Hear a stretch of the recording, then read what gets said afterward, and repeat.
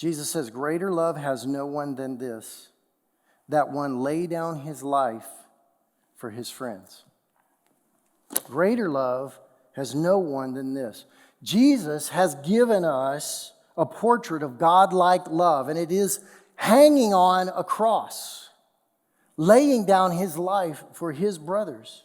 And so our DNA change should lead us to demonstrate love like that, to lay down our lives for our believing brothers and sisters. And, dying's one thing. None of us want to die.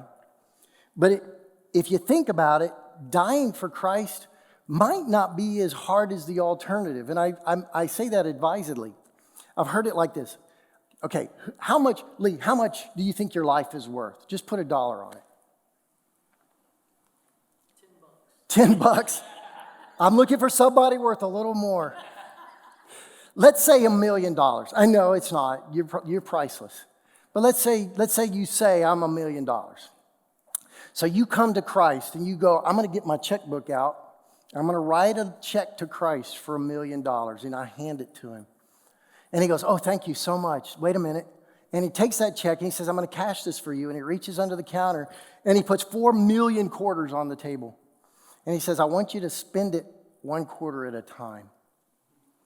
I want you to do the little things for me over and over and over. And I might ask for it all at once eventually, but he says, I want your life to be spent in those momentary increments of love for your brothers, 1 quarter at a time. 1 quarter at a time. Verse 17 and 18, He says, but whoever has the world's goods and sees his brother in need and closes his heart against him, how does the love of God abide in him? Little children, let us not love with word or with tongue, but in deed and in truth. John's asking you, is your stuff worth more than your brother? Because that's what we're saying. If we see a brother in need and I don't give him a hand that I know I can. In fact, John even says again, I wonder if you've got the new DNA if you can't do that.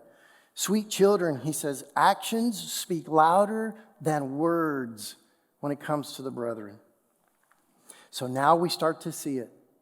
The double helix of Christ's DNA is becoming apparent.